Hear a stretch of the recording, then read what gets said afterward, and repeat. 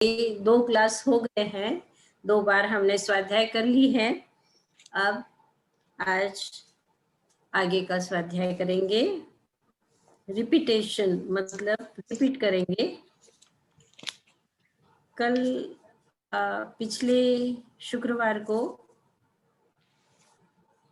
हमने जो अवधि ज्ञान के विषय में सोचा था और कुछ प्रश्न थे आप लोगों के, मैंने आचार्य श्री जी के चरणों में रखे और प्रश्न था कि अवधि ज्ञान मनुष्य को होता है या पशु को, तिर्यंच को,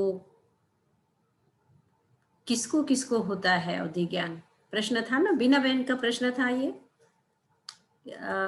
और रीटा बहन का भी प्रश्न था कि अवधि ज्ञान में केवल देखा जाता है कि शेष दूसरी इंद्रियों से भी अवधि ज्ञान होता है। इन सारे प्रश्नों को मैंने पूछा और आचार्य श्री जी ने बताया कि अवधि ज्ञान चारों गति में होता है। पहली बात, अवधि ज्ञान चारों गतियों में होता है। देव और तिर्यंच में तो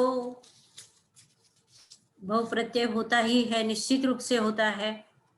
मनुष्य को निश्चित रूप से नहीं होता, लेकिन गुण प्रत्यय होने से जब क्षम होता है अवधि ज्ञान का, तब अवधि ज्ञान होता है। उसी तरह से पशु को भी होता है, ऐसा ताई महाराज ने कहा। ताई महाराज कहते हैं कि पशुओं में जो ज्ञान है, जैसे धरतीकंप होने से पहले उनको पता लग जाता है कि धरतीकंप होने वाला है, बारिश होने से पहले ही उनको पता होता है कि बारिश होने वाली है। पशुओं को भी और छोटी से छोटी चींटी को भी पता होता है कि बारिश होने वाली है। ये जो पेड़ पौधे हैं, एक पेड़ की तो ताई महाराज की कहानी है कि उस बेर के पेड़ में, जो विरायतन में सबसे पुराना पेड़ है, पहले का 50 साल पहले का जो पेड़ है, उस बेर के पेड़ में एक बार कीड़े लगे थे, हर बेर में कीड़ा था। तो ताई महाराज ने उस पेड़ पर बैठ के और काफी देर तक हम लोगों को पढ़ाते ही थे। उस समय में वहां पर हम लोगों का स्वाध्याय भी होता था, और फिर उन्होंने पेड़ को स्पर्श करके और कहा कि तुम इतने अच्छे हो और कितने लोगों के तृप्ति के कारण हो, और इस तरह से तुम अपने फलों को स्वस्थ रखो और तुम स्वस्थ रहो।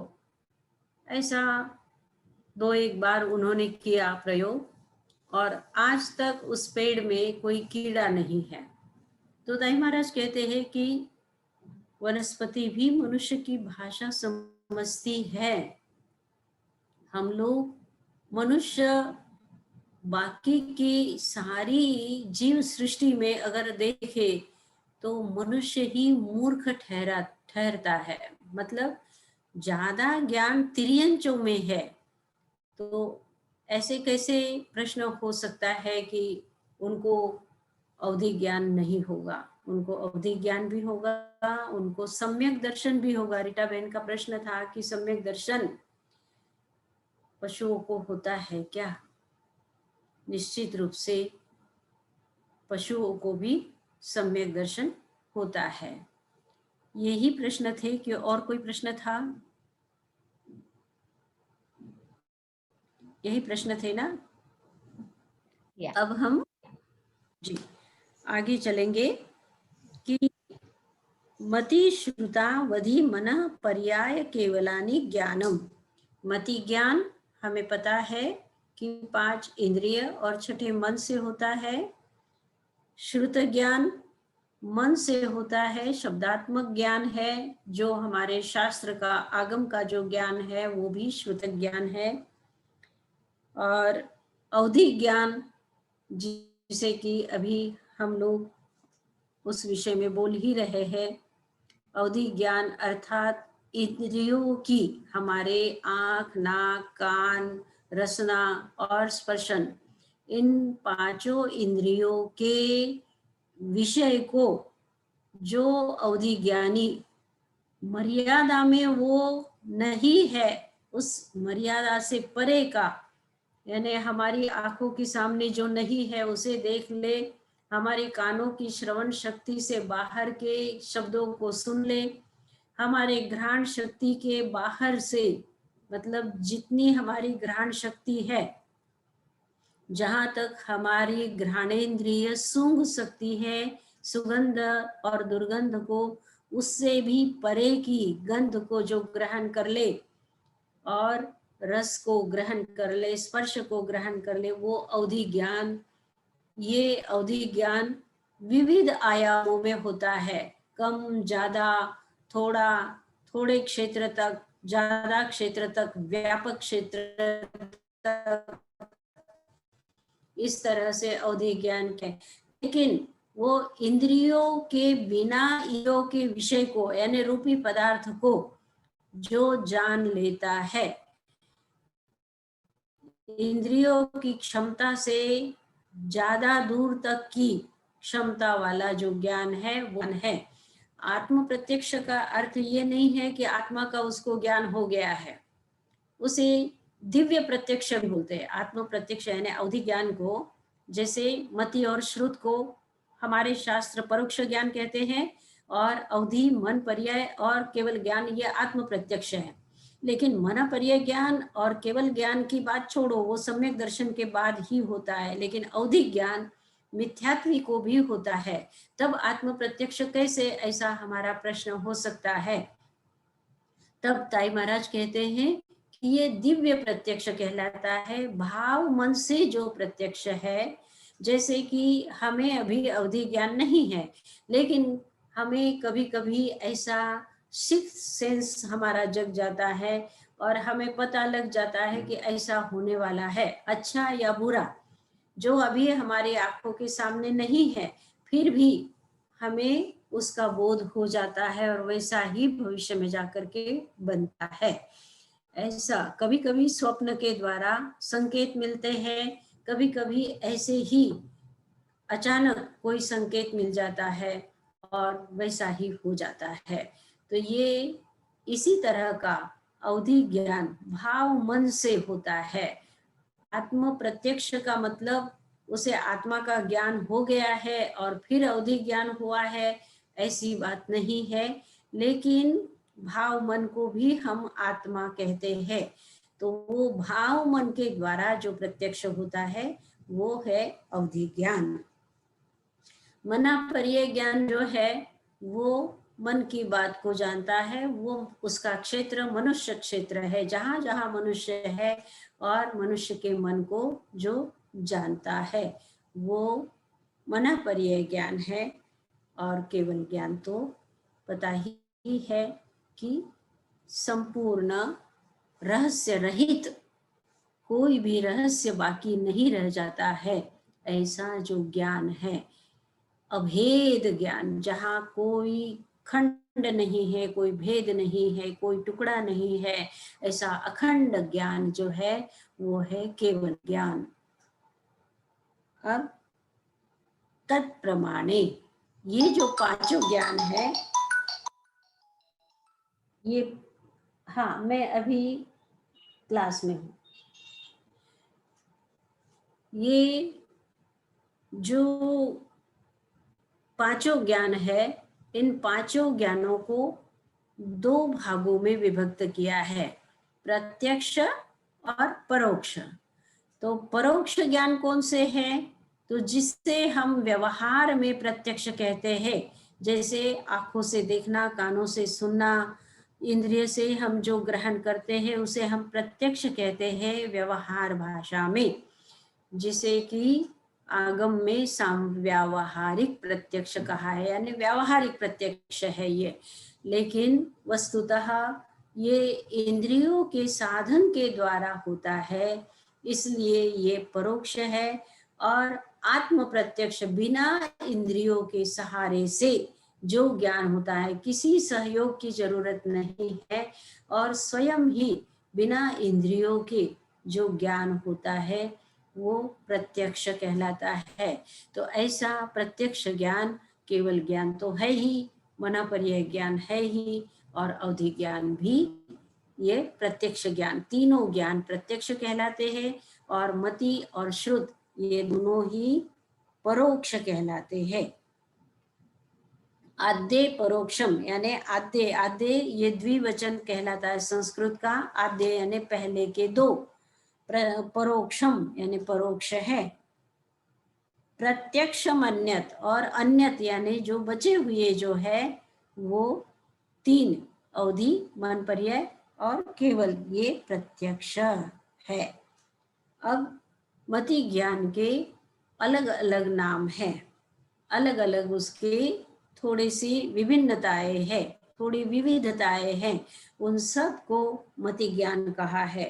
यानी हम कभी बैठे बैठे स्मरण करते हैं कि हम लोग मिले थे, हम लोग कहीं यात्रा पर गए थे, या हम लोगों ने ये ऐसा ऐसा किया था, ये पढ़ा था, ये सीखा था, कुछ भी जो भी हम स्मरण करते हैं वो भी मति ज्ञान है। या हम भविष्य की चिंता करते हैं कि क्या होगा, कैसे होगा, 1 साल बाद में क्या होगा, 2 साल बाद में क्या होगा, हम क्या करेंगे, हमारे लिए ये करने के हैं, हमारी ये योजनाएं हैं। तो इस तरह से योजनाएं करते हैं या भविष्य की चिंता करते हैं, वो भी सारा क्या है, मति ज्ञान में आता है।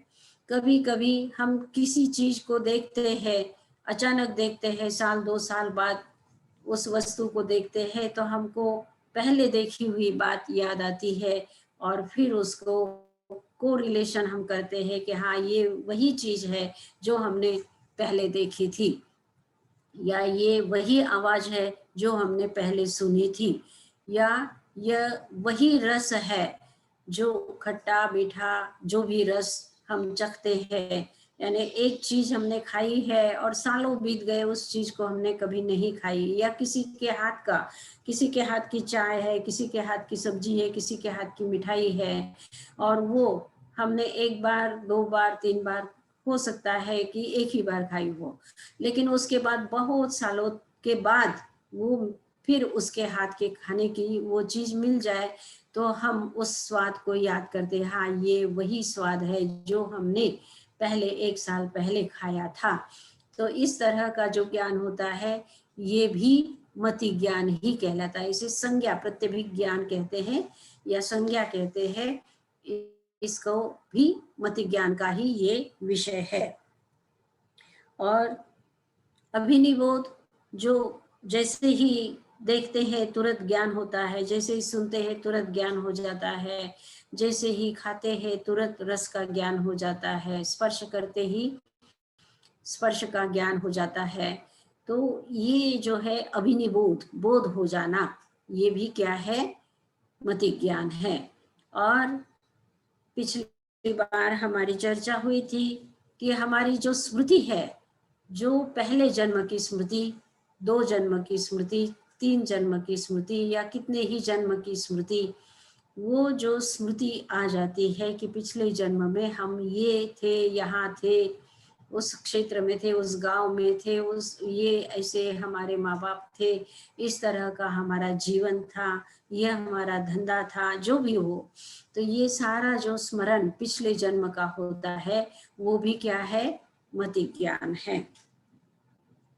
ये सारे इत्यनर्थांतरम यानी ये उसके पर्यायवाची, अर्थांतरम यानी उसी को, यानी वो जो मति ज्ञान से हमें बोध होता है वही मति ज्ञान स्मृति है, वही मति ज्ञान संज्ञा है, वही मति ज्ञान चिंता है, वही मति ज्ञान अभिनिबोध है। मतलब ये सारे के सारे क्या है, मति ज्ञान के पर्यायवाची शब्द है। फिर ये मति ज्ञान जो होता है वो किस निमित्त से होता है, कैसे होता है, किस साधन से होता है, ये अगर हमारा प्रश्न है तो कहते हैं कि इंद्रिया है उसके साधन और मन है मति ज्ञान का साधन। इंद्रिया और मन ये मति ज्ञान के साधन हैं। तदिंद्रिया निंद्रिय निमित्तम, इंद्रिय से और अनिंद्रिय, अनिंद्रिय मन को कहा जाता है। तो अनिंद्रिय के निमित्त से और इंद्रिय के निमित्त से मति ज्ञान होता है। यानी जो हम सुन करके ज्ञान प्राप्त करते हैं वो भी मति ज्ञान है, जो देख करके ज्ञान प्राप्त करते हैं वो भी मति ज्ञान है, जो हमारी इंद्रिया नाक है, रसना है, स्पर्शन है, इनके द्वारा जो हम बोध प्राप्त करते हैं ये सारा मति ज्ञान के अंदर में सम्मिलित होता है। और इसी तरह से मन हमारा चिंतन करता है। हमको कोई प्रश्न आया और उस प्रश्न का चिंतन करते करते उसका जवाब भी हमको मिल जाता है। कभी कभी अगर हम चिंतन करते हैं तो उस चिंतन के साथ ही थोड़ी देर हो सकता है, किसी को रात में सोते हैं और दिन में जब जगते हैं तो उस रात में जो प्रश्न था उसका जवाब उसको मिल जाता है, या कुछ देर के बाद वो मिल जाता है। थोड़ा सा चिंतन करके, एक क्षण भर के लिए चिंतन करके भी जवाब मिल सकता है, या कुछ काल, एक दिन, एक रात, 2 दिन या कुछ दिन के बाद भी वो प्रश्न हमारे मन के अंदर में घूमता रहता है, घूमता रहता है, घूमता रहता है और अचानक उसका जवाब मिल जाता है। तो ये मन के द्वारा क्या हो गया, मति ज्ञान हुआ। ये मन का मति ज्ञान है। मन सोच करके जो ज्ञान प्राप्त करता है वो मति ज्ञान है। तो इस तरह से इंद्रिय और अनिंद्रिय के निमित्त से हमें मति ज्ञान प्राप्त होता है। अब उसकी जो प्रक्रिया है, यानी जैसे हम कंप्यूटर चलाते हैं तो वो जैसे स्विच ऑन किया तो लाइट हो जाती है, वैसे नहीं होता है, वो थोड़ा टाइम लेता है, उसकी एक प्रक्रिया है। उसी तरह से मति ज्ञान की भी एक प्रक्रिया है, स्टेप बाय स्टेप होता है। एक सीढ़ी, दूसरी सीढ़ी, तीसरी सीढ़ी, चौथी सीढ़ी, इस तरह से सीढ़ी चढ़ करके जो मति ज्ञान होता है। तो वो सीढ़ियाँ क्या है, वो कौन सी सीढ़ियाँ है, वो कौन सी स्टेप्स है, तो बताया अवग्रहे हावाय धारणा। जो हमें ज्ञान होता है, हमें देखते ही तुरंत, हमने देखी चीज और तुरंत ज्ञान हो गया, हमने चखी चीज और तुरंत ज्ञान हो गया, ऐसा होता भी है। और कभी कभी आपको किसी ने कहा कि भाई जरा चखो तो इसमें क्या क्या चीजें हैं, कोई चीज आपको दिया, जैसे च्यवनप्राश है और आपको अभी तक कभी खाया नहीं होगा च्यवनप्राश, और आपको चखने के लिए दिया कि ये च्यवनप्राश चखो और बताओ कि इसमें क्या क्या चीज है। आप धीरे धीरे धीरे धीरे चखते चखते उसको, फिर आपको लगता है कि इसमें लौंग है, इसमें केसर है, इसमें और भी जो मसाले हैं, वो सारी चीज़ें धीरे धीरे धीरे धीरे, क्या इसमें ये भी है क्या, क्या इसमें ये भी है क्या, और इस तरह से आप धीरे धीरे उसको ज्ञान प्राप्त करते। अचानक एकदम जैसे ही च्यवनप्राश आपने चखा तो उन सारी चीज़ों का आपको ज्ञान नहीं होता है, लेकिन धीरे धीरे धीरे धीरे आप जब ध्यान देते हैं तो स्टेप बाय स्टेप उसका आपको स्वाद आता है और आप कुछ कुछ उसको जानने लग जाते हैं। तो इसी तरह से ये जैसे ही हम पहाड़ के पास में देखा, तो पहाड़ के पास में देखने के बाद तुरंत ही हमको वो पेड़ अगर दिखाई दे रहा है तो वो किस चीज का पेड़ है, कितनी ऊंचाई का पेड़ है, ये तुरंत नहीं मालूम पड़ता। धीरे धीरे फिर हम उसके ऊपर चिंतन करते हैं, थोड़ा देखते हैं और उसके बाद ये पता लगता है कि हाँ ये पेड़ इस चीज का होना चाहिए, ये इतना बड़ा होना चाहिए। ध्वजा देखते हैं दूर से हम मंदिर की, तो उसके कलर को देखते देखते देखते देखते धीरे धीरे हमको वे कलर समझ में आने लगते हैं कि हाँ ये लाल कलर है, ये सफ़ेद है, ये हरा है, ये नीला है। इस तरह से धीरे धीरे समझ में आता है। तो ये जो स्टेप है हमारी बिल्कुल आंखों के सामने, हम तुरंत देखते हैं किताब और किताब का हमको ज्ञान हो जाता है। हमको लगता है कि पल भी नहीं लगता है, देखने के साथ ज्ञान हो जाता है। लेकिन कहते हैं शास्त्रकार कि इसमें सीढ़ियां है, इसमें स्टेप्स है। पहले अवग्रह होगा, हर बार आप इस किताब को 1000 बार देखते हैं, लेकिन 1000 बार देखने के बाद भी जब जब आप देखेंगे तब तब आपको अवग्रह होगा, ईहा होगी, अवाय होगा और धारणा होगी। ये इस तरह से ये ज्ञान का क्रम है, मति ज्ञान का ये क्रम है। सारी इंद्रियों के द्वारा जो हम ज्ञान प्राप्त करते हैं, हर इंद्रिय का, चाहे श्रोत्रेंद्रिय का जो ज्ञान है उसमें भी अवग्रह इहा अवाय धारणा है, घ्राणेन्द्रिय के ज्ञान में भी अवग्रह इहा अवाय धारणा है, स्पर्शनेन्द्रिय के ज्ञान में भी अवग्रह इहा अवाय धारणा है। आपके पीठ पर चींटी चल रही हो और कोई चींटी घुस गई है आपके कपड़े में और आपके पीठ पर वो चल रही है, चाहे चींटी है चाहे कोई छोटा कीड़ा है, तो आप देख नहीं रहे हैं उसको, लेकिन आप फिर धीरे धीरे उसका अनुभव करते हैं। या तो फिर तुरंत ही हाथ कोई मारता है और उस कीड़े को मार देता है, लेकिन हमारे जो संस्कार है तो हम उसको अनुभव करते हैं, अरे वो चींटी होगी, तो धीरे से हाथ अंदर डाल करके उस चींटी को धीरे से हम निकालने का प्रयत्न करते हैं। लेकिन फिर भी उस समय दरमियान हमको उसका चलना, उसका स्पर्श कितना हल्का होता है, उसका ज्ञान प्राप्त करके हम अनुमान करते हैं कि या ये चींटी हो सकती है, या ये मच्छर हो सकता है, या कोई और छोटा सा जीव हो सकता है। इस तरह से हम उसका अवग्रह इहा अवाय धारणा करते हैं। इसी तरह से सोए हुए हैं, किसी ने आवाज दी और आवाज देने के साथ ही हमको तुरंत, गहरी नींद में अगर सोए हुए हैं तो वो आवाज जाती है। उसके लिए एक उदाहरण देते हैं कि जैसे कोई मिट्टी का सकोरा है और मिट्टी का कोई बर्तन है, आपने गैस के ऊपर रखा है और वो गर्म हो गया है, और उसमें एक बूंद पानी की डालो, फिर दूसरी डालो, फिर तीसरी डालो, वो एक दूसरी तीसरी एब्जॉर्ब हो जाती है, वो दिखती नहीं है। और उसके बाद फिर चौथी पांचवी छठी फिर वो आप डालते जाएंगे तो फिर वो दिखनी शुरू हो जाएगी, फिर वो पानी दिखना शुरू हो जाएगा। इस तरह से एब्जॉर्ब होता है, हमारे कानों में शब्द एब्जॉर्ब होता है कि हाँ किसी ने आवाज दी है। फिर हम सोचने लग जाते हैं कि ये मुझे ही आवाज दी है या कोई और किसी को आवाज दे रहा है। फिर ध्यान में आता है कि हाँ मुझे ही आवाज दी है।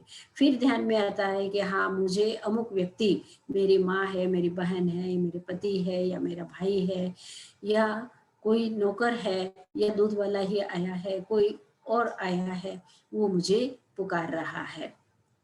या फोन की घंटी बजती है, आजकल ये नहीं है, आप जिस तरह से जिस दुनिया में आप रहते हैं तो फोन तो है ही, तो फोन बज रहा है, आपका अलार्म बज रहा है, तो अलार्म बजते ही आप तुरंत ही उसको, अगर नींद एकदम ऐसी है कि गहरी नहीं है नींद, थोड़ी थोड़ी नींद है, तो उस समय आपको लगता है कि हमने तुरंत जान लिया कि अलार्म बजा है और मुझे उठना है।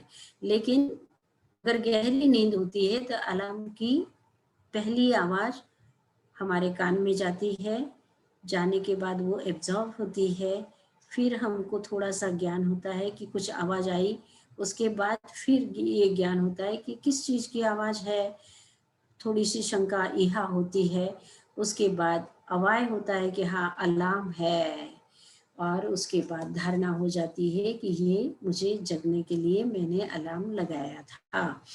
तो ये हर इंद्रिय से ये 4 सीढ़ियां, अवग्रह, इहा, अवाय और धारणा, इन 4 सीढ़ियों के बाद ही हमें मति ज्ञान होता है।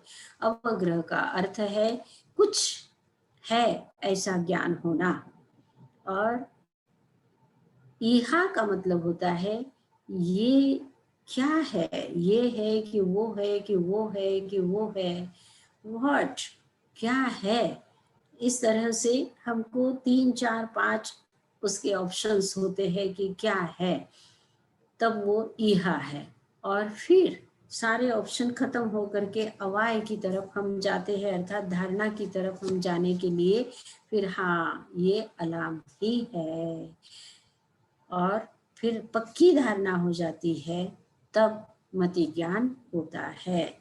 तो ये अवग्रह है, ईहा है, और अवाय, थोड़ा सा पक्के ज्ञान की तरफ जाना अवाय है, और पक्की धारणा हो जाना धारणा है। अगला सूत्र, ये कल पिछले क्लास में हमने 15 तक बोले थे, आज हम 23 तक बोल लेते हैं। बहुविध क्षिप्राणिश्रिता संदिग्ध ध्रुवाणां सेतराणां। बहुविध क्षिप्रा, बोलो सब लोग, बहुविध क्षिप्रानिश्रिता संदिग्ध ध्रुवाणां सेतराणाम्। अर्थस्य, ये तो इजी है, अर्थस्य व्यंजनस्यावग्रह, व्यंजनस्यावग्रह। सबके पास किताब तो पहुंच गई है ना, ये किताब पहुंच गई है सबके पास, भेजा था वो इसका, अगर नहीं, हाँ ठीक है, और आपके पास सबके पास है, अगर ना हो तो बोल देना, हम इसका पीडीएफ भेज देंगे।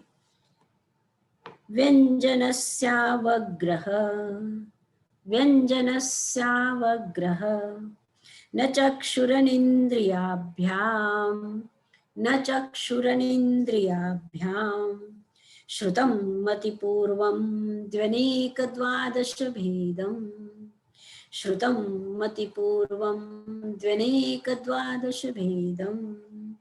द्विविधोऽवधि, द्विविधोऽवधि तत्र भवप्रत्ययो नारकदेवानां, तत्र भवप्रत्ययो नारकदेवानां। यथोक्तनिमित्तः षड्विकल्पः शेषाणां, यथोक्तनिमित्तः षड्विकल्पः शेषाणाम्। अब ये जो अवग्रह इहा अवाय धारणा होती है, ये अवग्रह में भी और विध है, अवग्रह भी एक नहीं है, अवग्रह की भी कैटेगरीज है। कभी वो बहु, यानी बहु का मतलब अनेक प्रकार का, और बहुविध, बहुविध मतलब एक तो है कि ये जो किताब है वो मेरे पास 10 प्रतियां है, तो इसको मैं क्या कहूंगी, बहुत, इसको कहूंगी बहुत।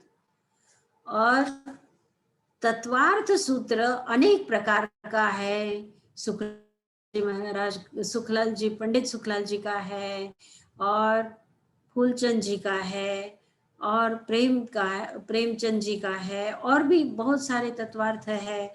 दिगंबर ग्रंथ है तत्वार्थ सूत्र के, और दिगंबर ग्रंथों के भी अनेक अनेक प्रकार के जिसमें अर्थ लिखे हुए, गुजराती है, इंग्लिश है, और भी बहुत सारे हैं। तो अनेक विद्वानों ने इसके ऊपर टीकाएं लिखी है, इसका अर्थ लिखा है, अनेक भाषाओं में अनुवादित है। तो क्या होगा, बहुविध, अनेक प्रकार का हो गया। एक ही वस्तु ज्यादा प्रमाण में हो उसको हम बहु कहते हैं, और बहुविध का मतलब अनेक प्रकार का, यानी साइज में भी अनेक प्रकार का, उसकी जो मोटाई है वो भी अनेक प्रकार की है, उसका जो भाषांतर है वो भी अलग अलग प्रकार का है। तो ये बहुविध हुआ। फिर क्षिप्र, यानी जल्दी हो जाता है, किसी को अवग्रह जल्दी हो जाता है, किसी को कुछ थोड़े एक क्षण दो क्षण का होता है।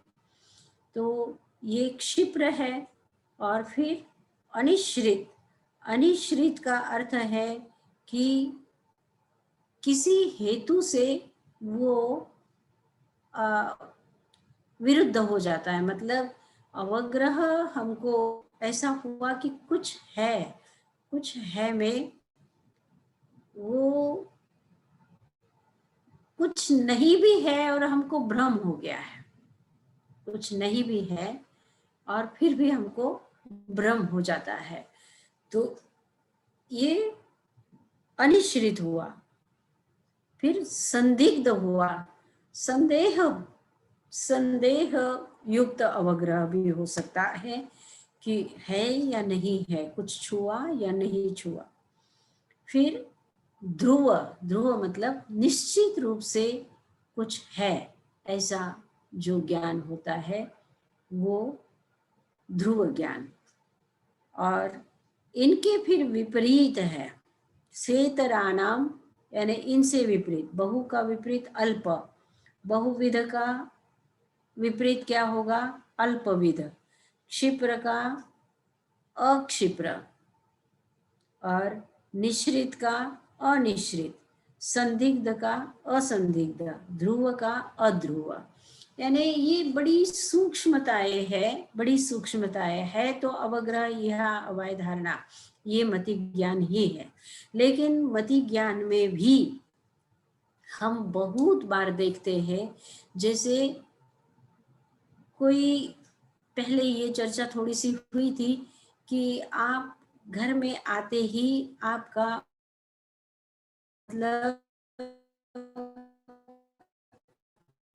गंध ज्ञान, कोई तो वहां बैठे हुए हैं, 2-3 लोग हैं घर में, लेकिन उनको गंध नहीं आती है, और आपने जैसे ही घर में प्रवेश किया और आपको गंध आ गई। आप आते ही तुरंत पूछते हैं क्या कुछ जल रहा है क्या? हो सकता है वायर जल गई है, हो सकता है गैस का, जो रसोई में जो चीज की है, सब्जी जल गई है या दूध जल गया है, चाय गिर गई है,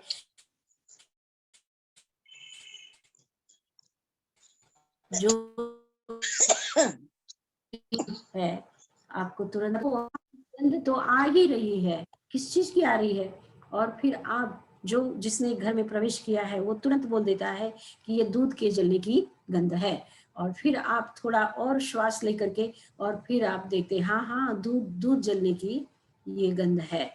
तो यानी किसी को तो जल्दी हो जाता है ज्ञान, और किसी को थोड़ा देर से होता है। जैसे कहीं बाजे बज रहे हैं, शहनाई बज रही है, या कोई ढोल बज रहा है, या फिर 2-3 प्रकार के वाद्य बज रहे हैं और संगीत भी हो रहा है।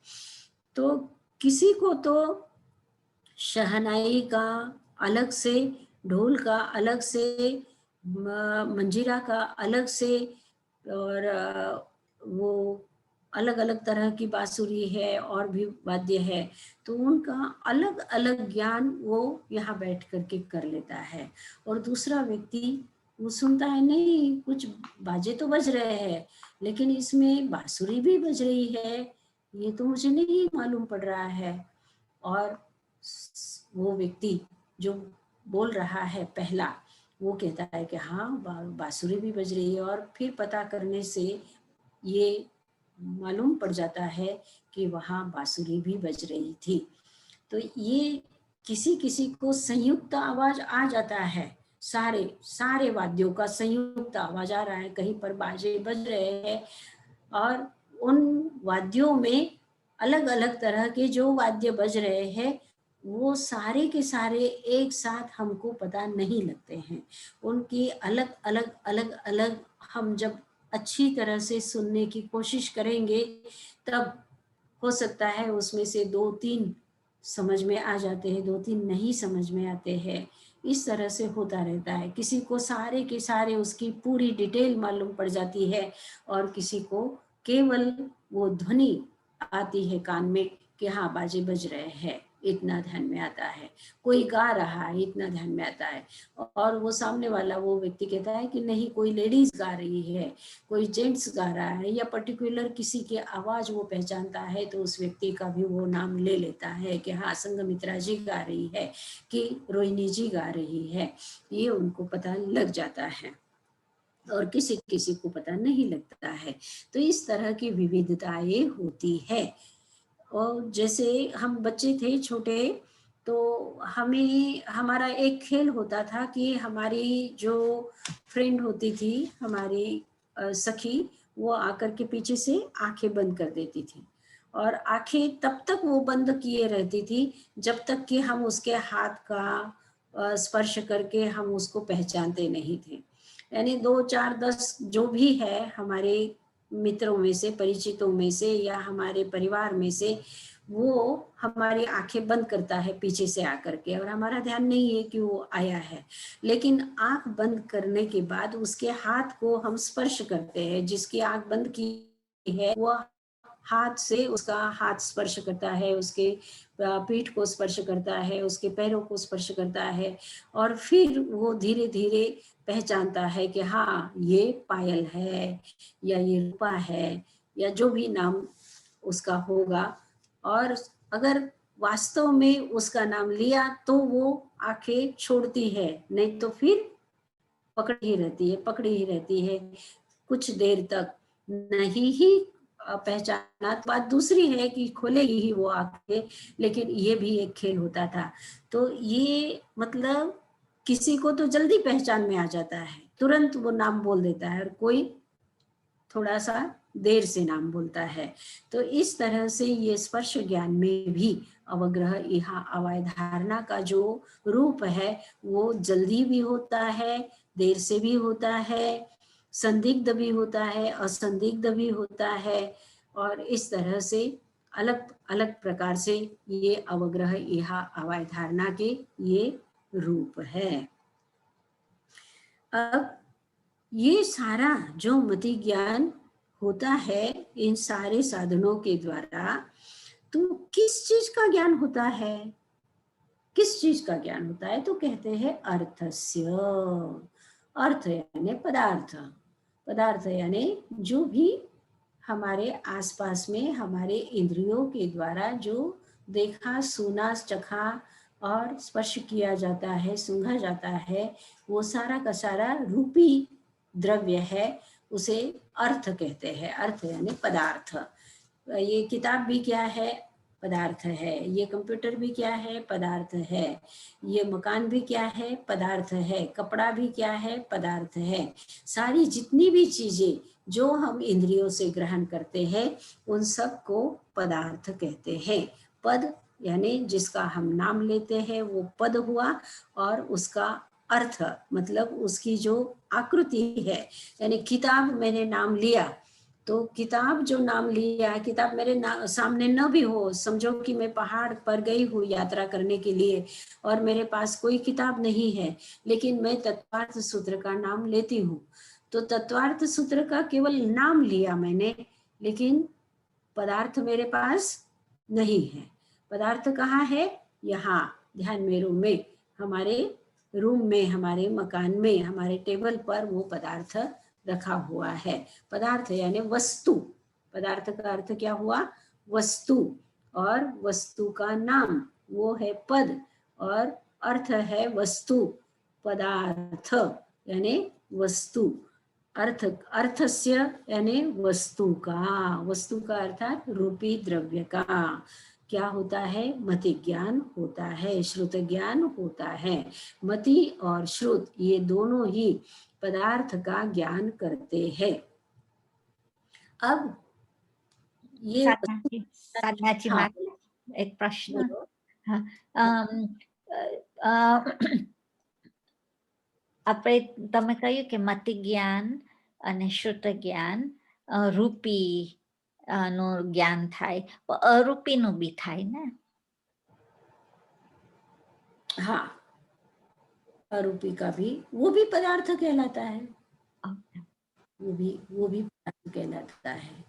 यानी धर्मास्तिकाय अधर्मास्तिकाय ये भी अरूपी वस्तु है, अरूपी वस्तु है, यानी धर्मास्थी काय को हम देख नहीं सकते, आकाश को हम देख नहीं सकते हैं, अधर्मास्थी काय को हम देख नहीं सकते हैं, काल को भी हम देख नहीं सकते हैं। ये तो मतलब इसलिए मैंने कहा कि अर्थ यानी वस्तु, वस्तु यानी रूपी द्रव्य, क्योंकि ये हमारे परिचित है। धर्मास्तिकाय हमारा परिचित नहीं है, अधर्मास्तिकाय हमारा परिचित नहीं है। आकाश को भी हम आकाश कहते हैं, और आकाश की तरफ यानी जहाँ सूरज और चांद है उधर देखते हैं आकाश को, लेकिन वास्तविक आकाश जो है उसका भी हमको बोध नहीं है। काल का भी ये केवल घड़ी से और कैलेंडर से हम काल को जानते हैं, बाकी काल का तो हमें कोई प्रत्यक्ष नहीं है। तो इसलिए मुझे कहना पड़ा कि वस्तु का ज्ञान होता है, अर्थ का ज्ञान होता है। उस अर्थ में सारी चीजें आ गई, जीव भी आ गया, अजीव भी आ गया, अजीव में रूपी द्रव्य भी आ गया और अरूपी द्रव्य भी आ गया। ये सारे के सारे यानी आत्मा भी क्या है, अर्थ है। आत्मा भी क्या है, अर्थ है, पदार्थ है। आत्मा का भी ज्ञान होता है। तो अब मति ज्ञान जो ग्रहण करता है वो क्या ग्रहण करता है? स्वाभाविक है कि हम दिन भर जो देखते सुनते ग्रहण करते हैं इंद्रियों से, वो तो रूपी द्रव्य ही है। और अरूपी तो जब हम चिंतन करते हैं, जब हम दर्शन शास्त्र का अभ्यास करते हैं, जब हम मनन करते हैं, तब वो सारी बातें अरूपी रूपी की आती है। ठीक है, अब ये कह रहे हैं कि जो अवग्रह होता है वो अवग्रह दो प्रकार का है। एक है व्यंजनावग्रह और एक है अर्थावग्रह। व्यंजनावग्रह का अर्थ होता है इंद्रियों का और पदार्थ का जो संयोग होता है। जीव के ऊपर आपने जो भी पदार्थ रखा है तब उसका रस का ज्ञान होता है। नाक के अंदर में जो सुगंध या दुर्गंध के परमाणु है वो नाक के घ्राणेंद्रियों को स्पर्श करते हैं, तब हमको उसके सुगंध या दुर्गंध का ज्ञान होता है, बोध होता है। कान में शब्द आते हैं तब हम उस शब्द को ग्रहण करते हैं, उस ध्वनि को ग्रहण करते हैं। स्पर्श के द्वारा भी जब तक हम स्पर्श नहीं करते हैं तब तक उस पदार्थ का स्पर्श हमें मालूम नहीं पड़ता है। लेकिन आँख जो है ये दूर से वस्तु को देखती है, आँख के साथ किसी वस्तु का संयोग नहीं होता है। यानी किताब दूर पर है और आँख देखती है, किताब आँख में नहीं जाती, किताब आँख में नहीं जाती। जीव के ऊपर पदार्थ जाता है, कान के अंदर शब्द जाते हैं, नाक के अंदर में परमाणु जाते हैं गंध के, इसलिए ज्ञान होता है। स्पर्श जब होता है, दोनों का संयोग होता है, तब स्पर्श ज्ञान होता है। ये किताब खुरदरी है या मुलायम है, इसका ज्ञान जब तक मैं स्पर्श न करूं तब तक नहीं होता है। लेकिन जो हमारी आँख है वो दूर से किसी भी पदार्थ को वो अमुक दूरी पर जब होती है तब उसको ग्रहण करती है। सूर्य और चंद्र जो है वो आकाश में कितनी दूर है, लेकिन हमारी आँख उसको ग्रहण कर लेती है। तो इसलिए आँख का जो अवग्रह होता है वो दूसरी सारी इंद्रियों से अलग है। हमारे मन का जो अवग्रह है वो दूसरी सारी इंद्रियों से अलग है। इसलिए मन को और आँख को, ये दोनों को जो अवग्रह होता है उस अवग्रह का नाम है अर्थावग्रह। एक है व्यंजनावग्रह। व्यंजनावग्रह का मतलब संयोग होने पर ज्ञान होना। इंद्रिय का और पदार्थ का जो संयोग है, उस संयोग को कहते हैं व्यंजन, व्यंजनावग्रह। और ये न चक्षुरनिंद्रियाभ्याम, ये जो व्यंजनावग्रह है वो चक्षु से और अनिंद्रिय अर्थात मन से नहीं होता। न न चक्षु न अनिंद्रिय, चक्षु से नहीं होता है व्यंजनावग्रह और मन से नहीं होता है व्यंजनावग्रह। ये चक्षु से और मन से कौन सा अवग्रह होता है, तो कहते हैं अर्थावग्रह।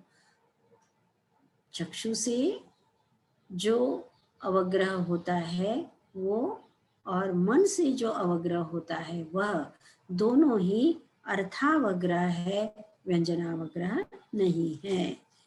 अब यहाँ तक मति ज्ञान का विषय पूर्ण होता है। अब श्रुत ज्ञान का विषय है। श्रुतम मति पूर्वम। श्रुत ज्ञान कैसा है? मति पूर्वक है। जब मति ज्ञान होगा तभी श्रुत ज्ञान होगा। मति ज्ञान के पहले श्रुत ज्ञान नहीं होता। श्रुत ज्ञान पहले होगा और फिर बाद में मति ज्ञान होगा, ऐसा नहीं होता। इसका क्रम है कि पहले मति ज्ञान और उसके बाद श्रुत ज्ञान। वो श्रुत ज्ञान कितने प्रकार का है? तो कहा कि दो प्रकार का। दो प्रकार का कौन सा? अंग प्रविष्ट और अंग बाह्य, जो हमारे शास्त्रों का ये एक कैटेगरी है। व्यंजन यानी जो अंग बाह्य है वो आचार्यों के द्वारा बनाए हुए शास्त्र है, और जो अंग प्रविष्ट है वो हमारे तीर्थंकरों की वाणी है। तो अंग सूत्र है तीर्थंकरों की वाणी और अंग बाह्य है आचार्यों की वाणी। इस प्रकार श्रुत ज्ञान दो प्रकार का हुआ। फिर अनेक प्रकार का, यानी जो अंग बाह्य है वो कैसा है? अनेक प्रकार का है। आचार्यों ने बहुत बहुत बहुत विषयों पर लिखा है। तो वो सारा का सारा जो है वो, जिसे कि हम 84 आगम कहते हैं, ये सारा क्या है? अनेक भेदम, अनेक प्रकार का है। और द्वादश भेदम, फिर 12 भेद। अंग प्रविष्ट जो है वो कितना है? 12 प्रकार का है।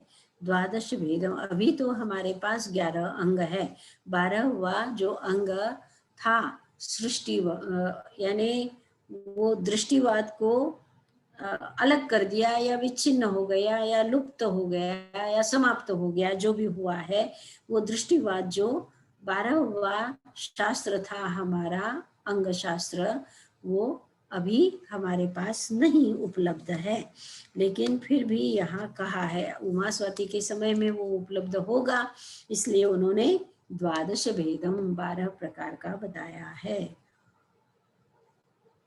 अब मति ज्ञान और श्रुत ज्ञान दोनों ज्ञान का विषय यहाँ समाप्त हो गया।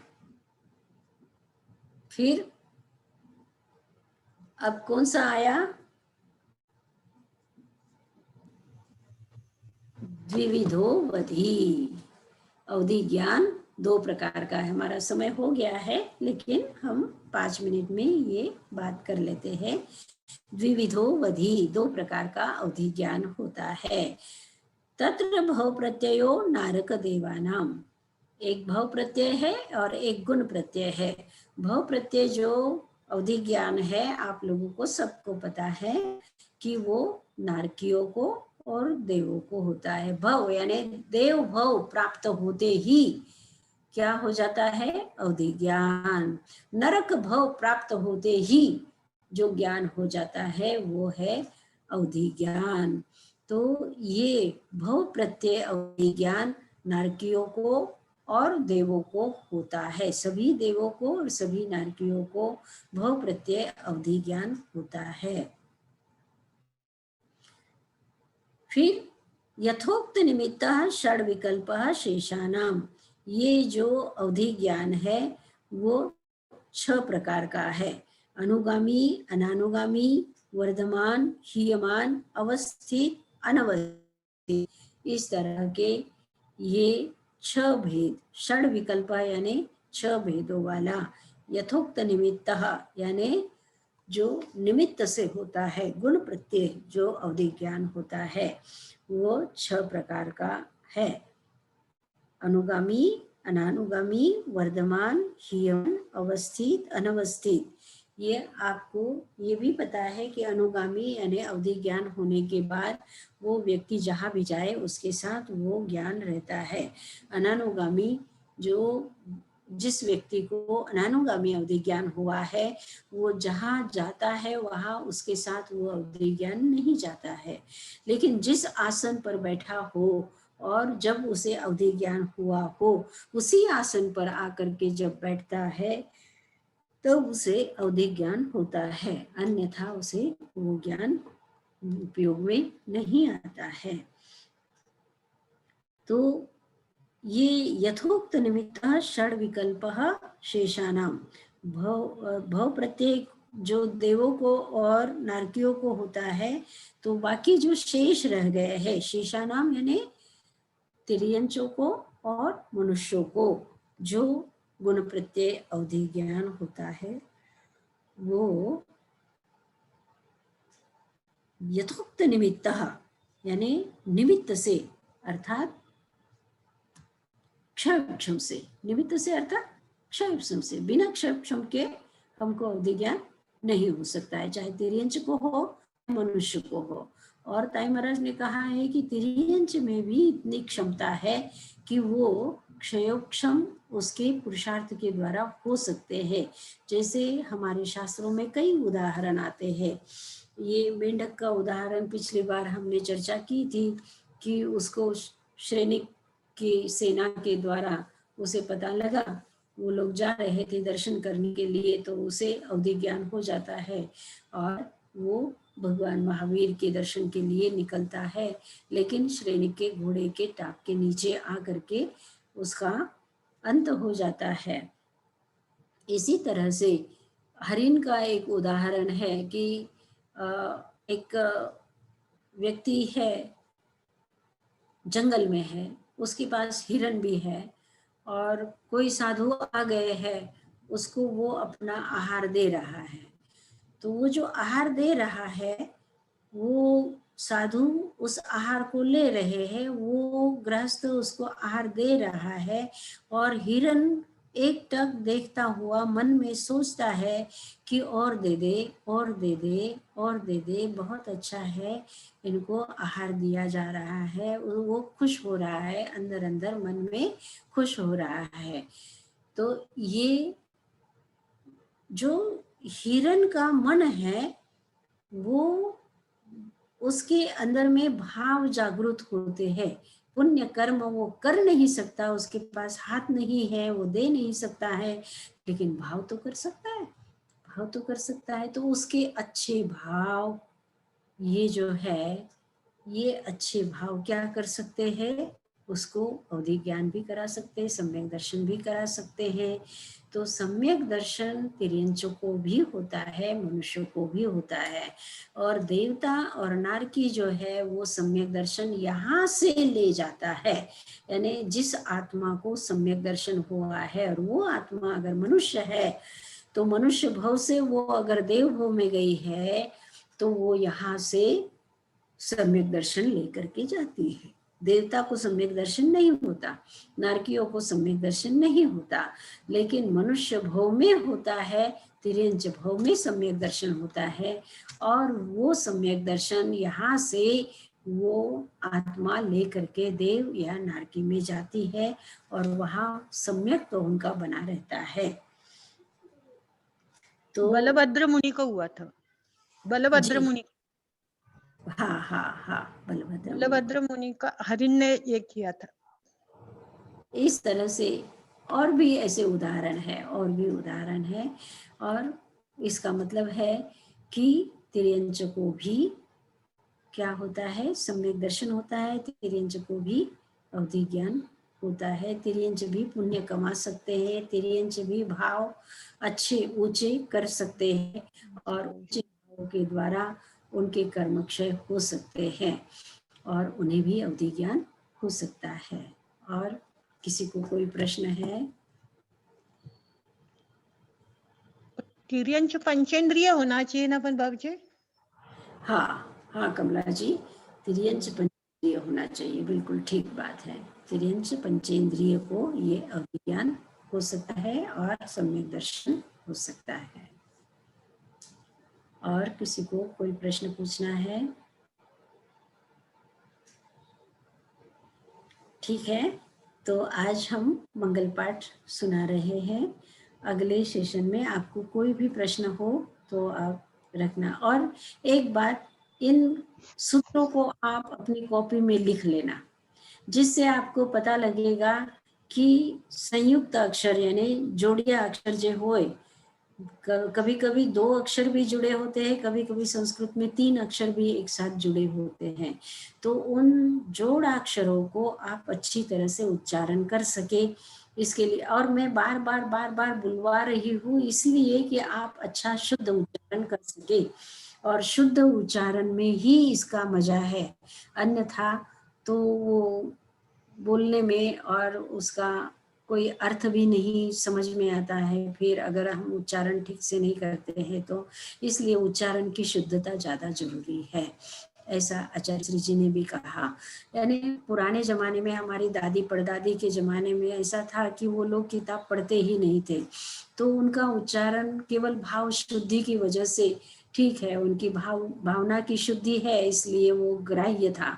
लेकिन आज हम अच्छा उच्चारण कर सकते हैं, अच्छा पढ़ सकते हैं, अच्छा लिख सकते हैं, और उच्चारण सुन करके हम उसको, उसमें अगर प्रयत्न करके उसको अच्छी तरह से कर सकते, फिर भी अगर नहीं करते हैं तो ये हमारा प्रमाद होगा, और ये प्रमाद ज्ञान की अशातना होगी। इसलिए हमको शुद्ध उच्चारण करना जरूरी है। ठीक है, मंगल पाठ। नमो अरहंतानं, नमो सिद्धानं, नमो आयर्यानं, नमो छायानं, नमो लोये सव्वसाहुनं। एसो पंच नमोकारो सव्व पावपणासनो मंगलानं च सव्वेसिं परमं हवै मंगलम्। गुरुदेव की अज्ञातारि मंगलम, अरहंता मंगलम, सिद्धा मंगलम, साहु मंगलम, केवली पन्नतो धम्मो मंगलम। चत्तारि लोगोत्तमा, अरहंता लोगोत्तमा, सिद्धा लोगोत्तमा, साहु लोगोत्तमा, केवली पन्नतो धम्मो लोगोत्तमो। चत्तारि शरणं प्रव्रजामि, अरन्ते शरणं प्रव्रजामि, सिद्धे शरणं प्रव्रजामि, साहु शरणं प्रव्रजामि, केवली पन्नतं धम्मं शरणं प्रव्रजामि। 4 शरणा दुख हरणा, सुख करना और शरणा नहीं कोई, जो भवे प्राणी आदरे, अक्षय अमर पद हो। ओम शांति शांति शांति।